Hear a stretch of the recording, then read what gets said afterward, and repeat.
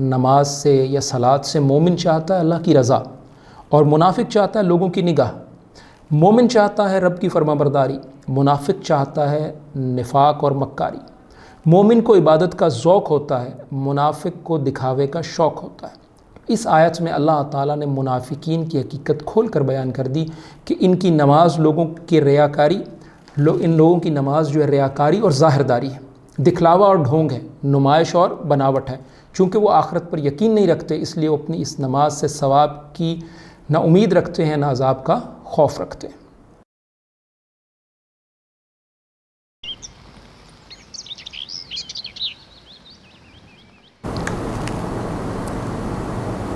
السلام علیکم، اعوذ باللہ من الشیطان الرجیم، بسم اللہ الرحمن الرحیم۔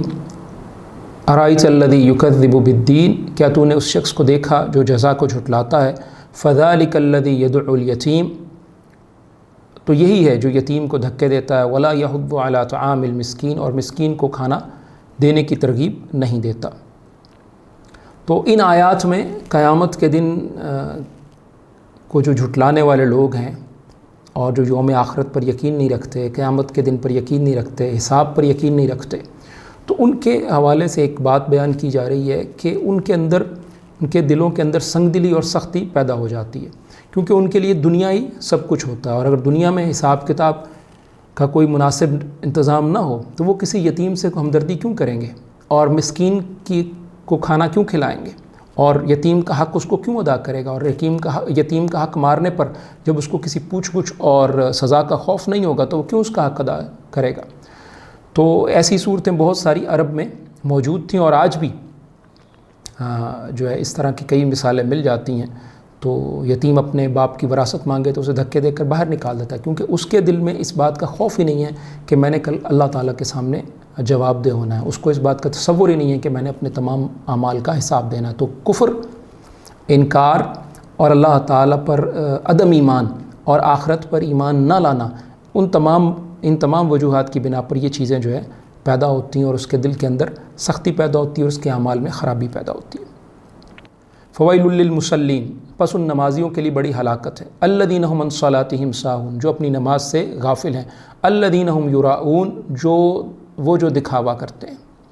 تو آیات کی مناسبت یہ ہے کہ پہلے ان لوگوں کا تذکرہ کیا گیا جو کھلم کھلا قیامت کا انکار کرتے ہیں، جھٹلاتے ہیں۔ یہاں ان لوگوں کا تذکرہ ہے جو بظاہر مسلمان ہیں مگر دل سے آخرت پر یقین نہیں رکھتے اور اللہ تعالیٰ کو معبود نہیں مانتے اور محمد صلی اللہ علیہ وسلم کو رسول نہیں مانتے۔ یہ منافقین تھے، اور چونکہ دل میں ایمان نہیں تھا اس لیے نماز پڑھنا نہیں چاہتے، لیکن اپنے آپ کو مسلمانوں کی صف میں رکھنے کے لیے اور اپنی فیس سیونگ کے لیے ان کو نماز پڑھنی پڑتی تھی۔ تو ان کی نماز سے جو غفلت تھی وہ کئی انداز میں تھی۔ مثلا اہل تفسیر نے یہ لکھا ہے کہ ان نمازیوں سے مراد منافقین ہیں جو صرف دکھاوے کے لیے نماز پڑھتے تھے، یعنی لوگوں کے سامنے ہوتے تو نماز پڑھ لیتے، اور جب دیگر لوگوں سے دور ہوتے یا لوگ موجود نہ ہوتے دیکھنے والے ان کو، تو نماز چھوڑ دیتے۔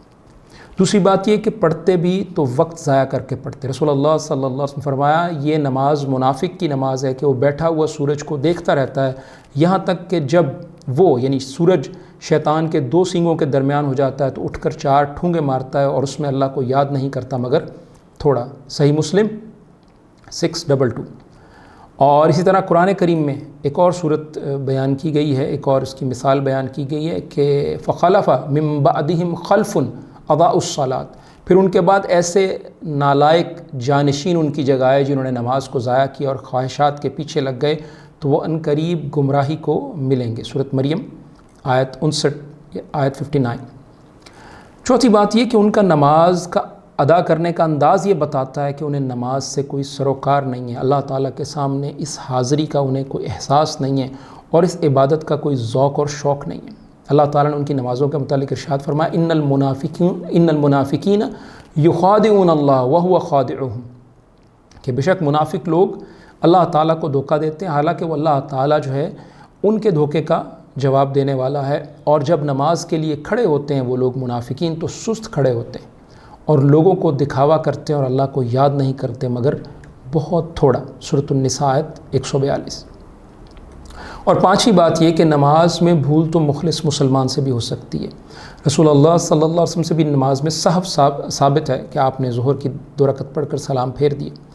لیکن یہاں جو بات بیان کی جا رہی وہ یہ ہے کہ نماز ہی کو بھول جانا، کہ ایک نماز ہی سے غافل ہو جانا، تو یہ چیز جو ہے شریعت نے یہاں ذکر کیا کہ انتہائی ناپسندیدہ ہے. تو بنیادی طور پر نماز سے یا صلاۃ سے مومن چاہتا ہے اللہ کی رضا، اور منافق چاہتا ہے لوگوں کی نگاہ. مومن چاہتا ہے رب کی فرما برداری، منافق چاہتا ہے نفاق اور مکاری. مومن کو عبادت کا ذوق ہوتا ہے، منافق کو دکھاوے کا شوق ہوتا ہے. اس آیت میں اللہ تعالیٰ نے منافقین کی حقیقت کھول کر بیان کر دی کہ ان کی نماز لوگوں کی ریاکاری، ان لوگوں کی نماز جو ہے ریاکاری اور ظاہرداری ہے، دکھلاوا اور ڈھونگ ہے، نمائش اور بناوٹ ہے. چونکہ وہ آخرت پر یقین نہیں رکھتے، اس لیے وہ اپنی اس نماز سے ثواب کی نہ امید رکھتے ہیں نہ عذاب کا خوف رکھتے ہیں. انہیں خیال ہی نہیں ہے کہ ہمیں نماز پڑھنی ہے، پڑھتے ہیں تو یاد ہی نہیں کہ ہم کہاں کھڑے ہیں، نہ توجہ نہ حاضری کا احساس، کپڑوں سے کھیل رہے ہیں، ادھر ادھر دیکھ رہے ہیں. اگر ساری نماز پڑھ جاتے ہیں مگر کچھ پتہ نہیں کہ کیا پڑھا ہے. اور رسول اللہ صلی اللہ علیہ وسلم نے فرمایا سب سے زیادہ خوف والی چیز جس کا مجھے تم پر ڈر ہے وہ شرک اصغر ہے. لوگوں نے کہا اللہ کے رسول صلی اللہ علیہ وسلم شرک اصغر کیا ہے؟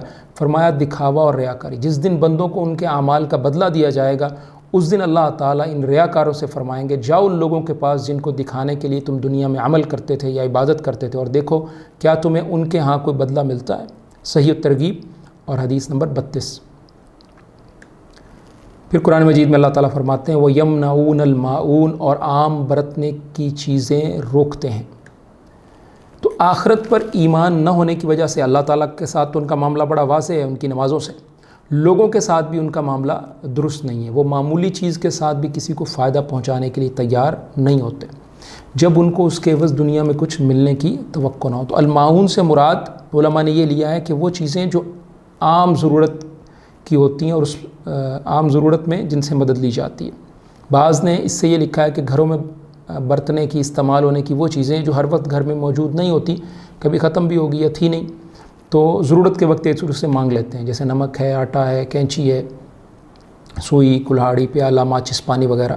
تو ان پر معاون کا اطلاق ہوتا ہے، یعنی وہ معمولی چیزیں جو استعمال کے بعد عموماً واپس مل جاتی ہیں وہ بھی دینے کو کسی کو تیار نہیں ہوتے، کیونکہ اس کے عوض آخرت میں جب وہ آخرت پر یقین ہی نہیں رکھتے تو ان کو کوئی ثواب کی امید نہیں ہوتی، نہ انہیں کوئی فائدہ نظر آ رہا ہوتا ہے. تو چھوٹی چیز دے کر جو نیکی یا اجر حاصل ہوتا ہے وہ اس سے محروم رہ جاتے ہیں اور اس سے رکے رہتے ہیں. بعض مفسرین نے اس سے مراد زکوٰۃ لی ہے کیونکہ وہ کل مال کے مقابلے میں نہایت قلیل یعنی 2.5% ہوتی ہے، تو یہ معمولی صدقہ کرنے کو بھی تیار نہیں ہوتے. اور رسول اللہ صلی اللہ علیہ وسلم فرمایا کہ مانگی ہوئی چیز واپس کرنا، ضامن کو تاوان بھرنا اور قرض کی ادائیگی لازمی ہے. ترمذی 1265 اور محدث البانی نے صحیح کہا ہے. تو اگر کوئی چیز، یہ ایک ضمنی بات بیان کرتے چلیں کہ اگر کوئی چیز کسی سے مانگی ہے اور ادھار کے طور پر لی ہے یا استعمال کے لیے، تو اس کو واپس کرنا، یہ بھی جو ہے شریعت نے اس کی تاکید کی اور رسول اللہ صلی اللہ علیہ وسلم نے اس کا حکم دیا ہے کہ مانگی ہوئی چیز واپس کی جائے.